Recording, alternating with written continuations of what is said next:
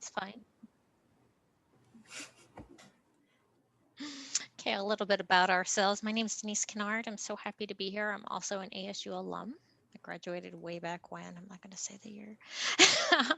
I've been 23 years at Honeywell.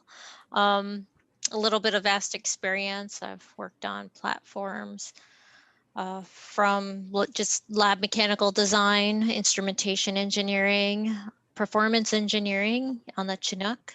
My emphasis was in thermal sciences, so I was able to apply my emphasis area there. LV100 is the M1A1 tank platform. So a little bit about Honeywell products and aerospace. We're based in Phoenix.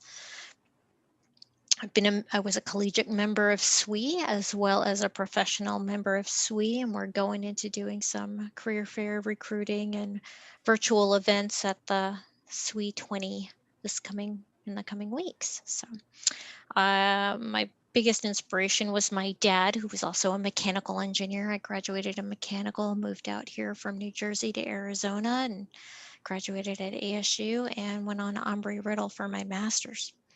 A little personal about me. I'm married with a daughter who's a dancer. So I'm a competition dance mom. And I do apologize. I do have to jet out at 5:45 to pick her up from dance, but I do appreciate the opportunity to talk with everyone today. So if you have questions, feel free to use the chat window. I'll be monitoring the chat window as well. So a little about me. I grew up in Raleigh, North Carolina, and then I also am an ASU alum. I graduated in 2018 with my degree in mechanical engineering. I started at Honeywell in July of 2018 and did a rotational program where I went to a couple different sites across the valley and got this really broad background. Got to kind of see how all of the different parts of Honeywell Aerospace work together. And then about a year ago, I started my full-time role in a dynamics and shafting analysis group. So it's been just over 2 years at Honeywell now. And then outside of work, I love cooking. I do a lot of crafts all the time. And in the pre-pandemic world, I really enjoyed going to live music, concert events, and getting together with my friends for board game nights. So hopefully you guys all know WE20 is coming up. It's kicked off today and the events are all through this week and next week, but this year's different. It's all virtual. So we've got some tips here for how to take the most advantage of it in this kind of strange format. I'll start out here. Check out the schedule ahead of time. I've got the link here and we'll send this presentation to the SWE team. But check out the schedule ahead of time and kind of try to schedule for yourself some of the talks and things that you're interested in going to. You can kind of filter them all because there's hundreds by the different special interests and tracks. I've got this list here. Everything from, advocacy and outreach to leadership talks, but try to identify some things you're interested in ahead of time so that you can make sure to make time for those events. I'd also say that the keynote speaker presentations that they do each morning are really great ways to start the day. I always find them super inspiring and motivating. They're one of my favorite things about the SWE National Conference because you get such great career advice from really successful women. It's, CEOs and presidents that, hopefully you guys will be one day. So good to learn from them. And they're always just fantastic speakers and presenters. And then there's also some virtual tours this year. They've got some interesting tours of the SWE archives that are, I can't remember where, somewhere in the Midwest. But these videos kind of talk through some interesting things that they've got saved and some cool stories of women throughout the SWE ages. Denise, anything else on WE20 here? The only thing I need that I wanted to add is just additional emphasis on the keynote speaker. If you don't make it to anything else, I think the keynotes in the mornings are so motivational, and you get exposed to all different areas of engineering. And there's always, oftentimes it's a sit down, it's a casual sit down. So those who are presenting the keynote they're a little more relaxed, and the stories end up to be a little more entertaining than maybe That's some true. of the other ones. So if you're unable to join for some of the other events, or really take the time to organize the weeks and the events happening through the week, at least make the keynotes. And I think you'll get Absolutely. a benefit out of that.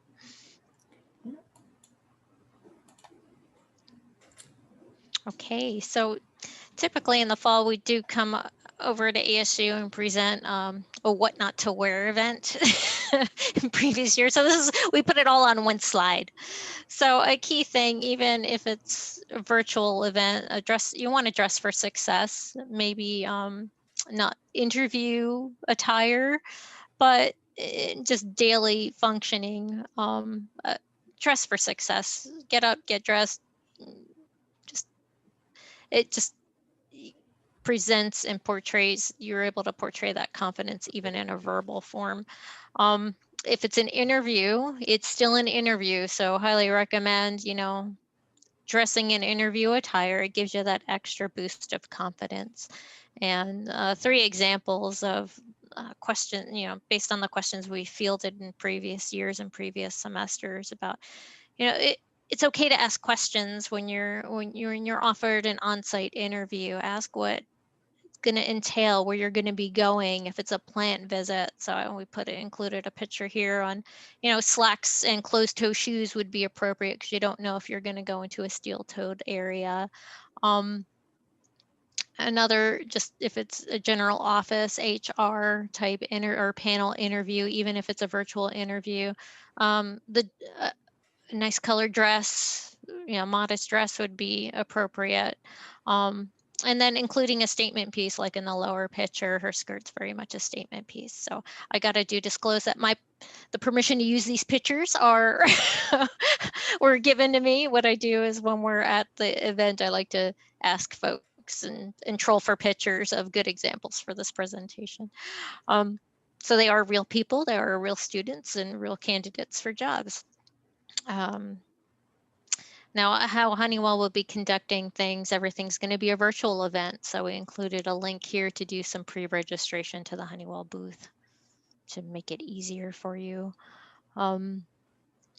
Again, you want to use the video as much as possible. We've heard some interviews. I've heard some feedback from some recent interviews at previous conventions that the candidate did not put the video on. And so the video is an asset for you to relate how you can help the company. It offers you to share your enthusiasm, even though it may not be portrayed in your voice, your actions, and your posturing on the video will convey that. So I highly encourage you to use your video as much as possible, even with the SWE events, if it's a networking or a happy hour or something like that. It really helps you connect with the person on the other end. So that communication through body language is really critical with the video. It helps you include that extra friendliness or engagement. And double check your background and lighting. Oftentimes, especially with overhead lighting like mine, it doesn't look so good, right? So if you're able to do some front lighting, especially for an interview or you have some time to prepare, front lighting is always the best, or multiple angles of lighting. So it will help you portray your best self, right? That's what you want to do in an interview. Catherine, do you have anything to add? No, that pretty much covers it. Just make sure to sign up for pre-registration for Honeywell for these career fairs. It's great to already have your stuff in the system, and I believe how the SWE career fair this week will be happening is you guys will submit your resumes and things in advance, and then you'll be paired up with someone from the company to kind of talk through your qualifications and what you're both looking for. But yeah, video I think is really important in presentations, in networking. It's just nice to be able to see people's faces because we're not getting to do that so often anymore.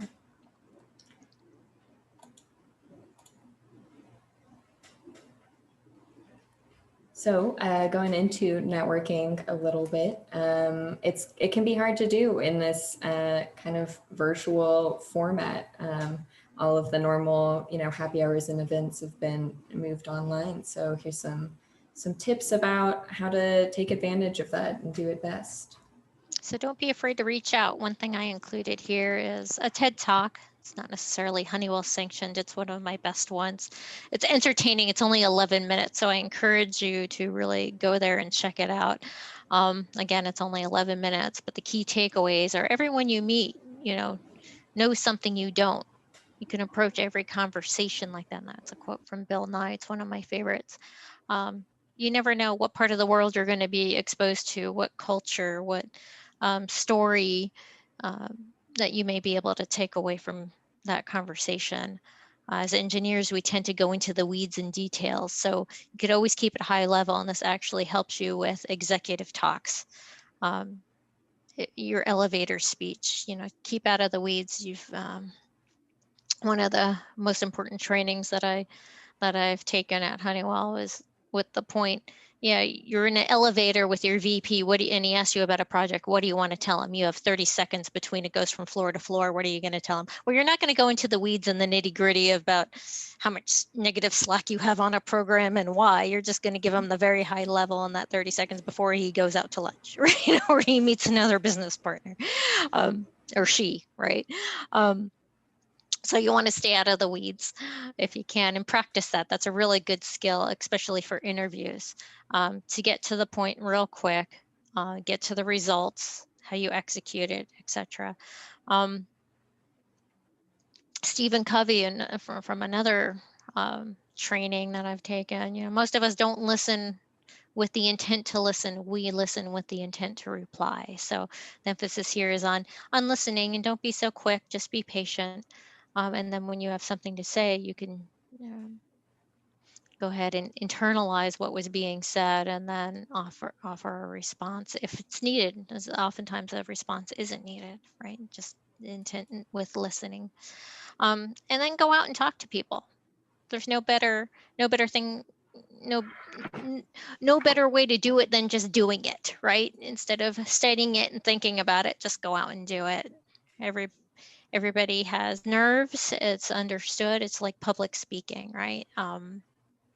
There's different tips and tricks you can read, but there's really nothing like the actual practice of doing it. And I tell my daughter this for math. I'm like, you're just going to have to do it and practice it. Do a whole sheet of problems.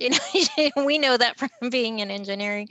There's, you're going to do a thermodynamics problem. You're just going to have to do it.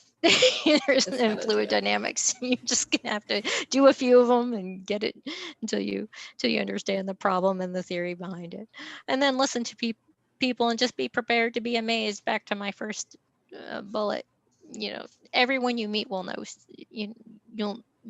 You'll be able to know something from every conversation and have that takeaway. So just be prepared to be amazed at those stories, and it's something that you can share with others as well about your experience of that exact conversation. So it'll always pay it forward. And then SWE Phoenix events. Catherine, do you want to take that on? Yeah, sure. So I'd encourage you guys to all get involved with the professional section. I've got a link here to their calendar of events, but a couple of the upcoming ones. This weekend, they're doing a socially distant hike at McDowell Sonoran Preserve, and a week after that, there's a virtual book club on this fantastic book, Thinking Fast and Slow. You can read the book and not go to the book club if you want. I think it's a great read, but also you can go to the book club without reading the book, and they'll all be very excited to tell you all of the cool things you can learn from it. I know it can be a little intimidating maybe to step into the professional section, but I assure you that they're all eager to talk to collegiates and connect with people as much as you are. And then check out the Facebook page or SWE Phoenix page website for more details on those and some of the other upcoming events. And then networking at WE20, so I showed you guys the tracks option on the schedule. There's a whole track just for networking, and they have a live networking lounge that has events with many different topics. So look for something that you connect with or are interested in. Some of them are different affinity groups. So I think there's one, for instance, that's a ship and SWE collaboration. So if you're part of that group as well, definitely check that out and try to make some of these connections.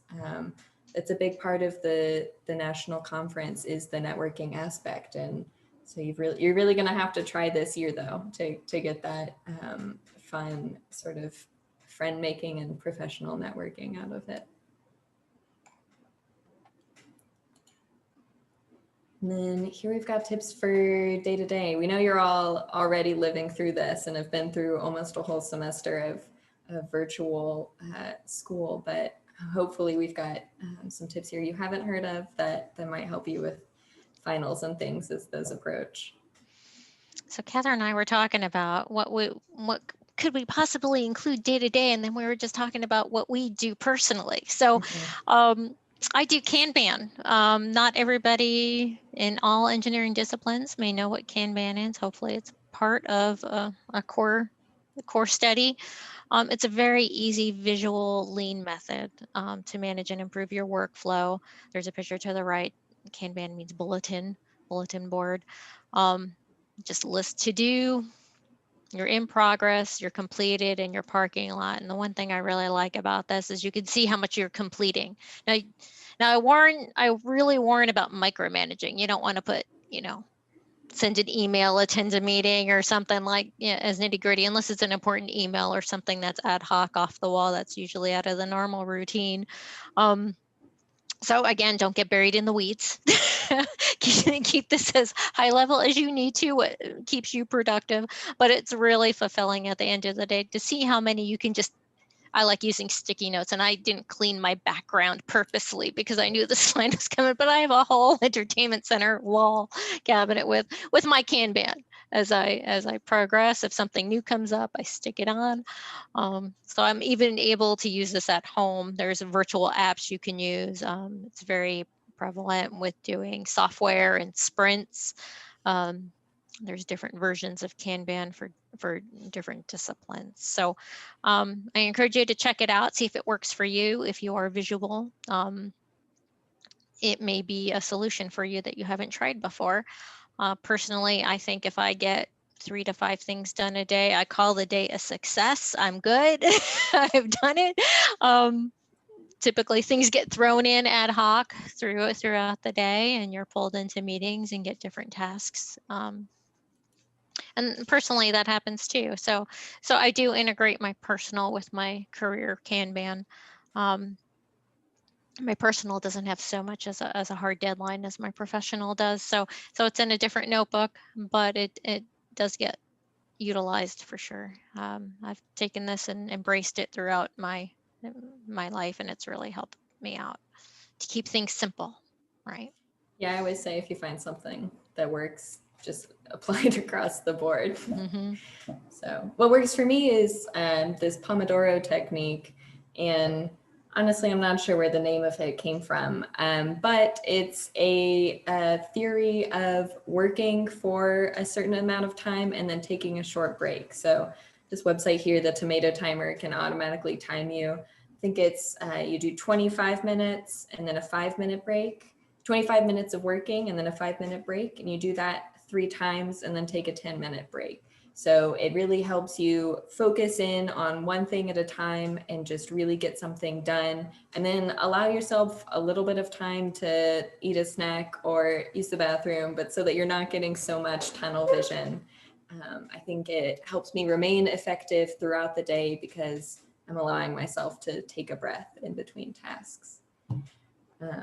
One other tip we've got here is dress for success, even in your day-to-day. I think it's important to wake up and feel good and feel professional about yourself. And I always find I'm a little bit more productive if I've actually put clothes on and I'm not still sitting in my pajamas. I feel like sometimes in meetings I can hear that some of my coworkers are still in their pajamas. They just sound a little sleepy. So Okay, I was wondering how you would. no, they just sound a little sleepy. I feel like I can tell that they haven't taken the time to have a morning routine. Well, and now with WE20, highly recommend adding a keynote to your list. And then something we don't have here that just came into my mind too that might be helpful is have a reflective moment, either at the end of every day or at least weekly. I block off some time on a Friday afternoon after 2 o'clock to think about my week, do the Kanban for the week coming up, really internally, organize, take that time to organize what's going to be on the week ahead, and even on the weekend, what's the weekend plan, what's the forward looking week going to look like, what did I get done, what still needs to get done, is there anything new that hopped on the list, what can I do better, right? Take that reflective time. Some people I know do it daily. I do it on Fridays. I push it off. I'm a procrastinator. I'm like, I'll just worry about it on Friday. Yeah, I like to do a little bit of that just in my morning routine as far as, get up, make my bed. I try to make myself some kind of food to have in front of me while I'm working, even if I've convinced myself I don't need breakfast. I at least need coffee. And then I try to take a minute to sort out everything that needs to happen that day and kind of get myself in the right mindset to then start working. But I think it's important to kind of have a moment to collect yourself beforehand. And Denise had made this great point to me about making your bed, because then at least if you have a totally insane day, when you get back to your room, at least your bed is made. And I got that from my husband. He was in the Army and sent me a link. An admiral sent a college closing college graduation speech. And that's what he emphasized. And it just always stuck with me. I just laugh at that because we make our bed. And my husband was in the Army. He was always so adamant about making his bed. So if everything goes wrong, you could at least go back home, and when you go to bed at night, you have something that was done. You could feel good about at least one thing that day. Some days you need that. You need a little win. There's days you just need that, right? All right, so that is all of our tips and tricks for professional development in the virtual world. If you guys have questions, feel free to pop them into the chat or come off mute and ask them. Any feedback on or other questions about the conference as well? Okay, I have a question. So this is coming from a friend that wasn't able to make it here today because they have class, but they wanted to know about Honeywell virtual interviews. Apparently there's like videos and I think you like record yourself, but I was wondering if you had anything to say about that or if you knew any tips for that. I think the way they've done some interviews over the past couple months has been in a pre-recorded context. I think it does depend on who the hiring manager is for the position. But the plan for the conference is that there'll be live conversations. And then if it seems like you're a good fit, a good candidate, we'll reach out after the conversation to try to schedule interviews. But those should also be live. Yeah, my understanding is they're going to be live and video. So even the screenings are going to be video at the booth. So that's what the flow down is for us so far. So I'm happy to hear that, because video is so much easier to screen and talk to the person and the candidate to get a real feel. Again, it's that engagement. A lot of times, be able to, when you're approaching a virtual career fair booth, you still want to approach it like you would in person. Have the same confidence, that you want to portray that confidence in your experience and be able to tell them, like that elevator speech I was alluding to. You want to be able to tell that screener exactly what they need to know in a few minutes. Tell us why you're going to be a really great candidate. So that's just not just for Honeywell, but I think every other company that's going to be screening at the virtual career fairs. You want to sell yourself, tell them why you'd be a good fit. Okay, thank you.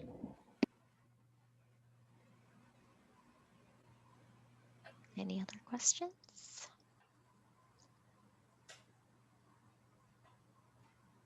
I feel like queuing up a video from David S. Pumpkins, if anybody knows that. Any questions? I guess I have one. So this is my first year attending conference. What advice do you have for me being new to conference, and how can I make the most of it? I would say just, try to plan ahead of time. I think if you wait till the day of to start looking at events, you'll start feeling a little bit overwhelmed because there's so many. There's so many things to look at. One great thing about this year, though, is that you'll have access to all of the talks, I think for a full year. They're all being recorded. But I would try to sit down, today or tomorrow and kind of plan out what big things you definitely want to go see. Whether if you're really interested in outreach, try to find a couple of those talks that seem really interesting. And then make sure, for the career fair that you start with your highest priority companies, because things can get crazy and interview slots can fill up. So even if you come, on the last day and they still think you're a fantastic candidate, it might be hard for them to find a spot to interview you. So kind of prioritize your career fair and make a plan for your days. Yeah, definitely planning on doing that tonight because this morning was very hectic for me. It happens. But yeah, the scheduling kind of website, I think, is really nicely organized for being able to find things that you might be interested in. And try some of the networking lounges. I don't know how they're going to be. They seem a little bit intimidating and maybe weird, but I'm excited to try it and hopefully get to meet some new people. That's one of my favorite parts of conference. Thank you. Yeah.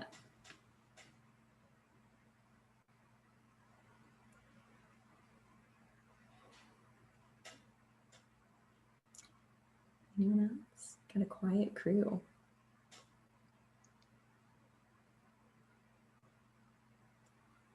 Are you guys all going to conference? I don't know. Does Zoom have this raise hand function? I'm not sure. But yeah, can we poll? Can we poll? Are you guys all going to conference, or can put in the chat? No, I don't know how to.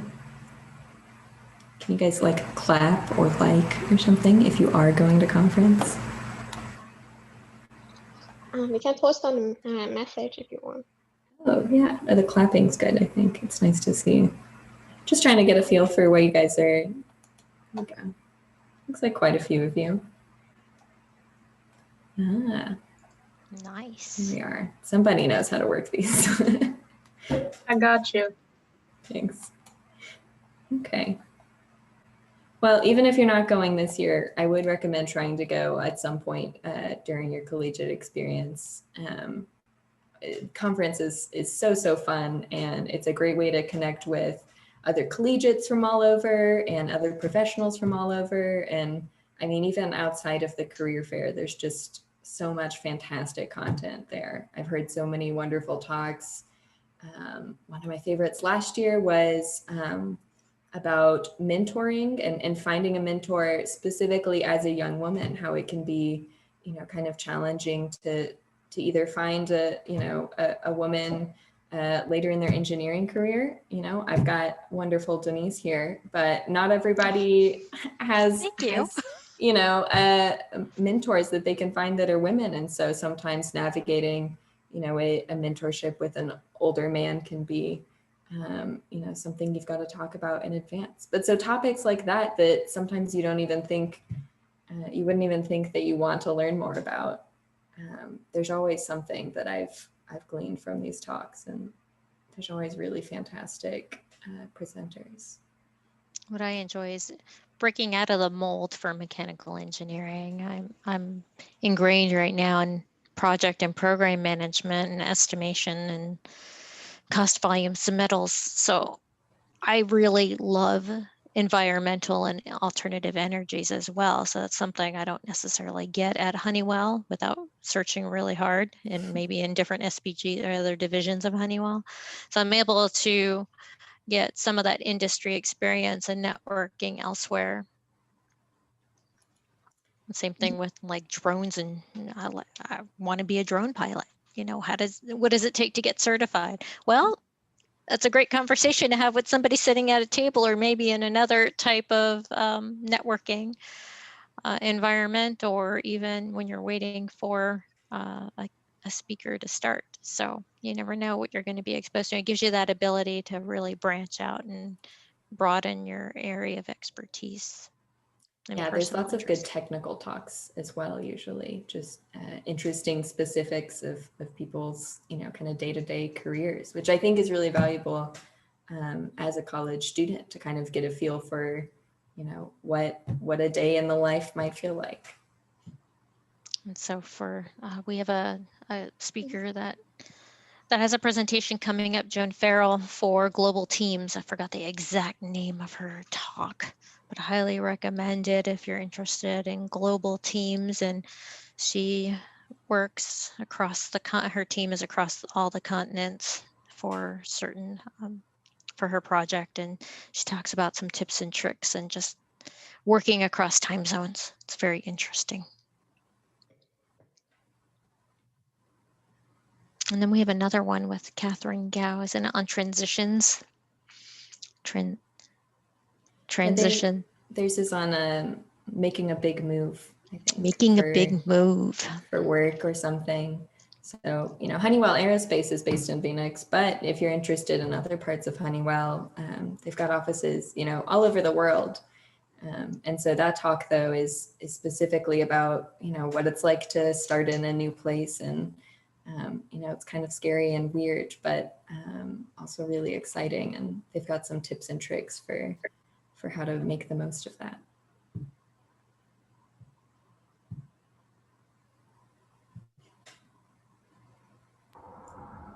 Okay, awesome. So I was wondering which panels, apart from, I know you guys said you were interested in keynotes, but are there any other panels that catch your eye in particular? Let's see. I've got my little list here. So some of the kind of fun ones that I'm kind of looking forward to are like the yoga events and some of the meditation ones that I think are fun. There's a focus on like self-care and that kind of thing that I think is interesting. But then as well, some of the sort of inclusion tracks with like intersectional diversity approaches. So this one is, let's see, it's called Not Crazy, Maybe Rich, Definitely Asian. And she's going to talk about growing up as a first generation Asian American and how that shaped her career. It's an engineer at Northrop Grumman. But I think that one will be really interesting. And then some of the other networking lounges I'm excited to try out. And I always bookmark the alternative fuels, mentoring and leadership, and outreach. Those are my the key tracks that I look at. And then I pick a few depending on the time, especially now since it's virtual. I haven't quite picked mine out yet. Yeah. I'm just glad. I feel like I always miss something that I was looking forward to. And so this year I'm excited to be able to go back and make sure that I've seen everything that I wanted to see. Yeah, we have this great opportunity to watch playback. So I'm going to take it. And even I think there's already some talks up that were sort of pre-recorded and are available on demand now. So you can take a look at those as you're kind of gearing up for a conference, get you in the zone.